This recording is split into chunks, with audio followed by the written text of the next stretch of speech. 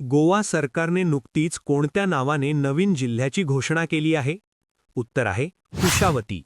गोवा राज्याने कुशावती नावाच्या नवीन जिल्ह्याची घोषणा केली आहे, जे तिथल्या ऐतिहासिक संदर्भाशी संबंधित आहे. NIAच्या प्रमुखपदी कोणाची नियुक्ती करण्यात आली आहे? उत्तर आहे राकेश अग्रवाल. राकेश अग्रवाल यांची NIAच्या प्रमुखपदाचा कार्यभार सांभाळण्यासाठी निवड झाली आहे. महिला T20 आंतरराष्ट्रीय सामन्यात सर्वाधिक विकेट घेणारी गोलंदाज कोण बनली आहे? उत्तर आहे दीप्ती शर्मा. दीप्ती शर्माने महिला T20 आंतरराष्ट्रीय क्रिकेटमध्ये सर्वाधिक बळी घेण्याचा विक्रम केला आहे. DRDOने नुकतीच ओडिशा येथे कोणत्या क्षेपणास्त्राची यशस्वी चाचणी केली? उत्तर आहे प्रलय. DRDOने ओडिशाच्या किनाऱ्यावर प्रलय या क्षेपणास्त्राची चाचणी घेतली आहे.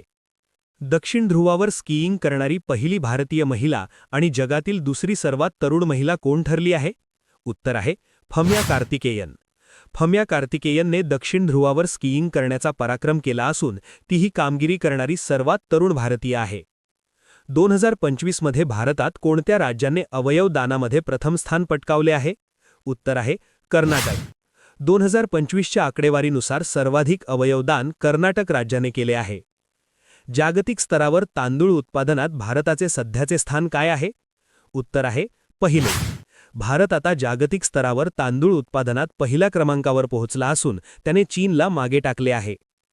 भारताने सूर्यास्त्र या लांब पल्ल्याच्या रॉकेट लॉन्चरसाठी कोणत्या देशासोबत करार केला आहे?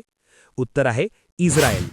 भारताने संरक्षण क्षेत्रात इस्रायलसोबत सूर्यास्त्र रॉकेट लॉन्चरसाठी महत्त्वाचा करार केला आहे.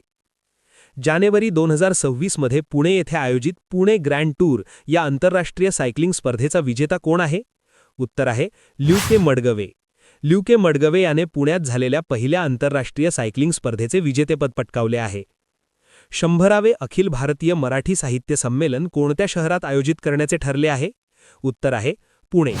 100वे संमेलन पुण्यात होणार आहे, जिथे 1878 मध्ये पहिले संमेलन भरले होते. 13 वर्षांपासून कोमात असलेल्या हरीश राणा यांना सर्वोच्च न्यायालयाने कोणता निर्णय दिला आहे? उत्तर आहे निष्क्रिय इच्छामरण. सर्वोच्च न्यायालयाने त्यांना पॅसिव्ह युथेनेशिया म्हणजेच निष्क्रिय इच्छामरणाची परवानगी दिली आहे. भारतात कार्यरत अणुऊर्जा प्रकल्पाच्या पहिल्या महिला मुख्य अधीक्षक कोण बनले आहेत? उत्तर आहे RM नाचमई. RM नाचमई या भारतातील अणुऊर्जा प्रकल्पाचे नेतृत्व करणाऱ्या पहिल्या महिला मुख्य अधीक्षक ठरल्या आहेत. जर्मनीच्या व्यावसायिक पुरुष फुटबॉल संघाच्या पहिल्या महिला मुख्य प्रशिक्षक म्हणून कोणाची निवड झाली आहे? उत्तर आहे सबरीना व्हिटमन. सबरीना व्हिटमन यांनी जर्मनीच्या पुरुष फुटबॉल संघाचे प्रशिक्षकपद भूषवून इतिहास घडवला आहे.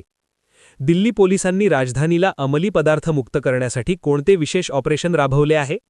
उत्तर आहे ऑपरेशन कवच.